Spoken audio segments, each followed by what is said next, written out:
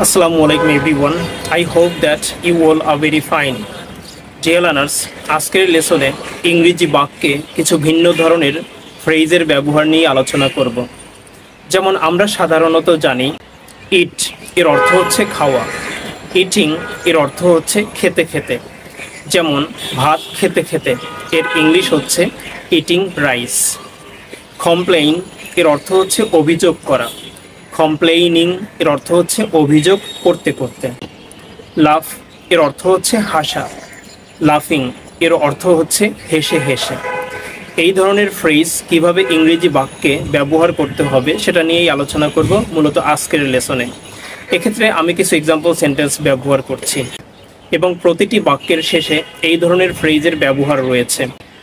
যেমন ভাত খেতে খেতে তাহারা গল্প করে, তাহারা গল্প করে এর ইংলিশ হচ্ছে দেই গসিপ। ভাত খেতে খেতে ইটিং রাইস, ভাত খেতে খেতে তাহারা গল্প করে।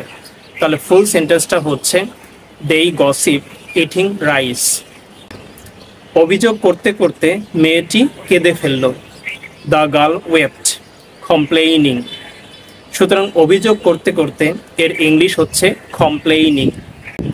মেয়েটি হেসে হেসে আমার সাথে কথা বলে, the girl talks to me লাফিং। সুতরাং হেসে হেসে এর ইংলিশ হচ্ছে লাফিং। ছেলেটি দৌড়াতে দৌড়াতে আমার কাছে আসে, the boy comes to me running. সুতরাং দৌড়াতে দৌড়াতে এর ইংলিশ হচ্ছে রানিং।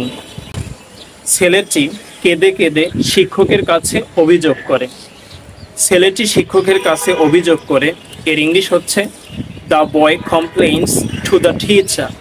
কেঁদে কেঁদে এর ইংলিশ হচ্ছে উইপিং। সুতরাং ফুল সেন্টেন্সটা হচ্ছে the boy complains to the teacher whipping.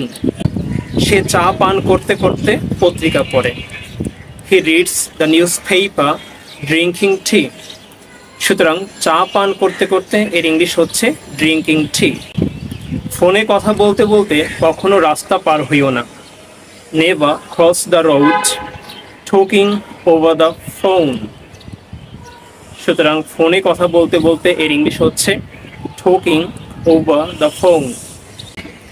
Pritam হেঁটে হেঁটে বাড়ি পৌঁছালো, প্রীতম রিচড হোম ওকিং। সুতরাং হেঁটে হেঁটে এর ইংলিশ হচ্ছে ওকিং। মা ছেলেটাকে টানতে টানতে নিয়ে গেল, মাদার টুক দ্য বয় আওয়ে লাগিং। টানতে টানতে এর ইংলিশ হচ্ছে লাগিং। মেয়েটি গান গাইতে গাইতে চলে গেল, the girl went আওয়ে singing a song.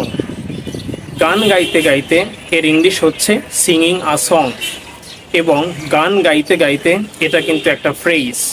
সুতরাং এই ধরনের ফ্রেজ কিন্তু প্রতিটি এক্সাম্পল সেন্টেন্সের শেষে ব্যবহার করা হয়েছে।